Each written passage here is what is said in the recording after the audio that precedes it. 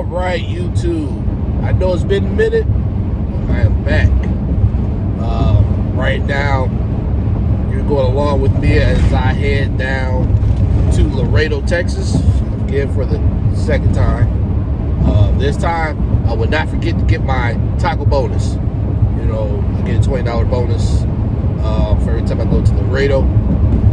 That's to pretty much buy some food, and that's exactly what I'm going to do when I get down there. I'm going to get my steak burrito and my soup, and that'll be that. But I am headed to Laredo right now. I'm guessing right outside of Memphis, maybe. I'm starting to see the signs now for Memphis, so I can't be too far from there.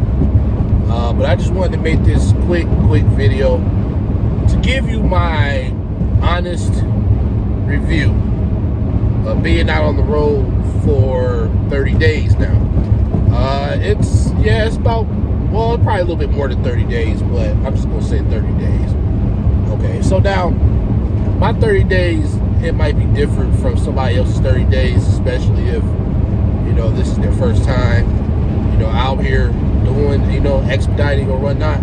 You know, by this being my second time, you know, I kind of already, you know, have the general idea of, you know, what to do, what not to do, you know, etc., etc. Now, I was in a different place the first time compared to the second time, so you know, my 30-day review this time, I have to say overall has been pretty great. I haven't had too many bad weeks out here. The only bad week that I had was before I went on home time. I only got like 2 loads that week before I went home.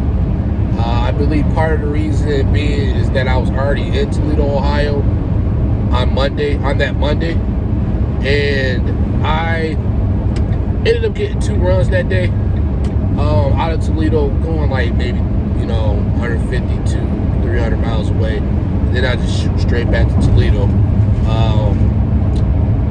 And then that Tuesday came, and then I didn't get anything. And then Wednesday, I didn't get anything either. So I think that's because they see me already in Toledo, and I requested that I wanted to be home in Toledo, you know, because I have my car there. So I believe they just pretty much said, you know what, that's it for you for the week. So I ended up taking home time, you know, that Wednesday, and I stayed out for about a week. But other than that, like I said, I haven't had too many bad weeks. I've been pretty busy. And, you know, for anybody that's coming on with Boat Express, doing expediting, if I had to give you any tips for success, and this is just what works for me, so what works for me might be way different for what might work for you, you know, or whatnot. But one thing I have to say is know your core area. I believe generally when it comes to expediting, maybe generally when it comes to trucking, your freight lanes, especially your hot freight lanes, for the most part, may be the same. It might be a little difference here, a little difference there. You know, when you get outside of your hot areas. But when I'm talking about the hot area, I mean, like, you know, you could be in Ohio at number 10 and get a call that day. You know, I believe when it comes to that, generally across the board, the companies probably will be the same. And I'm talking about your companies like Boat Express, V3, Panther, you know, those companies that are based up in the north, you know. And it might be the same for other people like Barrett, Load One. I don't know those too well, you know, but like XPO, stuff like that. I believe your general hot freight lanes is going to keep you busy. So know your freight lanes. You know, for me, for example, Michigan, Ohio, and the lower half of Michigan, Ohio, Indiana, sometimes in Illinois, sometimes in Western PA, Kentucky, the northern half of Tennessee, Laredo, Texas, which is where I'm headed, those areas are hot, especially with Ohio, Michigan, Indiana. Those areas are really, really, really hot. So you have to be able to know your freight lanes. If you know your freight lanes, you can go into these places such as Michigan and Indiana and Ohio, and you can get runs like that. When I'm sitting in Ohio, particularly when I'm sitting in Toledo, I can find myself getting 2 runs in a day, if they're short 150, 200 mile runs. There's been a couple instances so far, including just recently, I ended up with 3 runs in 24 hours. So the work is there. You just got to know your freight lanes. Once you start dipping to like Tennessee, maybe part of Illinois, Western PA, then you might having little issues with getting, 2 runs in a day or so. You might still get a run, per day. You might not. Sometimes when I get to Tennessee, I have a hard time getting out that same day. So, yeah, excuse me, I got my allergies are trying to kick in right now. But yeah, so know your freight lanes. 2, get sleep. Whenever possible. For me, every time I drop a load off, I try to go to sleep. No matter what. I don't care if I'm hungry or whatever. As soon as I drop that load off, I always try to take a nap. Because as long as you're in service, according to dispatch, you are available to take a load.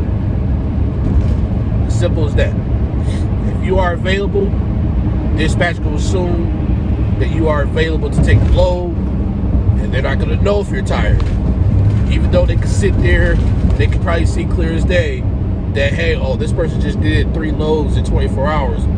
Maybe we should give them a break. No. Because they're going to think that, hey, Johnny boy out here is wanting to make money. So, with that being said, as long as you don't say nothing, they're not going to stop you from doing the run. They're going to just keep feeding them to you.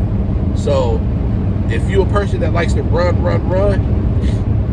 make sure that whatever you do, take your nap as soon as you drop that load off. No matter when, what time, what day it is, whatever. As soon as you drop, take a nap. Or, if you want to be guaranteed to get a certain amount of time sleeping, don't be afraid to tell dispatch, like, hey, after I drop this load off, I don't want no more load offers until X amount of time. So therefore, it guarantees you, opportunity to sleep, to, I don't know, if you want to go grab something to eat, take care of business, whatever. Don't be afraid to do that. So, man, my allergies are kicking. They're kicking. So I would give that advice. Also, always be on time. That is paramount in this industry. Be on time. If you want to get on dispatch's good side, be early if you have to. Like, for example, right now, I'm headed to Laredo. It is Tuesday. No, what is today? Tuesday, the 21st, I think. No, today's Wednesday, the 21st. Okay, so I am due in Laredo by, it's Wednesday the 21st at 6:18 p.m. Eastern Time, Central Time. I'm due in Laredo by Friday at 8 in the morning. 6 in the morning, I'm sorry. My time's all mixed up. I'm due in Laredo at 6 in the morning on Friday. Now, I'm about maybe 1,100 miles or so out. I will get there, if I plan to do it right, I would get there by tomorrow night. So, I would get there by Thursday night, maybe 6, 7, 8 o'clock. I'm going to try to see if I can drop it off then. And then if not, I'll be there early Friday drop-off. But be early. Be early or be on time. Just don't ever be late. Now, if it's traffic, if it's weather, maybe. But even then, if you leave early, you can counteract that. Now, is that going to work 100% of the time? Probably not. But if you plan accordingly, whether you look up the weather report for the major cities you're crossing into, look up traffic reports, whatever, you will see what you are going to be going into, what you're going to be heading into. And if the situation isn't looking favorable, plan according to that. You know, have a strategy when you're out here on this road. Because, especially when it comes to these long trips. You know, short trips, you know, bang them out, whatever. But these long trips, have a strategy. Like, this is about a 1,600 mile trip. I started officially driving around like 1 p.m. So I'm knocking out all daytime driving. You know, I'm gonna go sometime into the night, probably till like 11 o'clock, maybe, you know, midnight. And then I'm gonna stop. By the time midnight come, I should say right now, that's about another 6 hours from now, I probably would have covered maybe 350, 400 miles. So that'll put me down to like 700, 800 miles left to get to Laredo. I have all day Thursday to complete it, which I should be able to complete it by the end of the day Thursday. So that gets me there before my Friday morning drop off. So, you know, plan according to that, you know. So, but this is a lifestyle, folks. I can't say that enough. When you're out here, when you're doing this line of work, this is your life. You have to be able to adapt to this life, because this isn't how it was when you were back at home, working your 9 to 5, getting a check every Friday, sleeping every day, 9, 10 o'clock at night. This isn't it. You might get lucky. You might be able to sleep some days 9, 10 o'clock at night for 3, 4, 5 days in a row. Then there's going to be other times where you're going to be driving at 10 o'clock at night all through the night. You know, so you have to adapt to those changes, because this is not a regular pattern out here. You know, unless you're local, maybe. But if you're not local like me, it's going to be up and down. It's going to be up and down. You may not get a load till 2 o'clock in the afternoon. That's going to drive you through the night. Sometimes you might get lucky and get done by 2 o'clock in the afternoon. It may not have a load at all for the rest of the day. You know, so adapt to the lifestyle, adapt to the changes, and if you do, I guarantee you will have a fantastic 30 days out here living on the road, doing expediting freight. I guarantee you that if you just listen to anything I said, be on time, be consistent with being on time, and adapt to the lifestyle. That's it for now, folks. This is the Great Simulator. If you haven't already, please hit that like, hit that subscribe button, and until next time, you know what to do. Take care.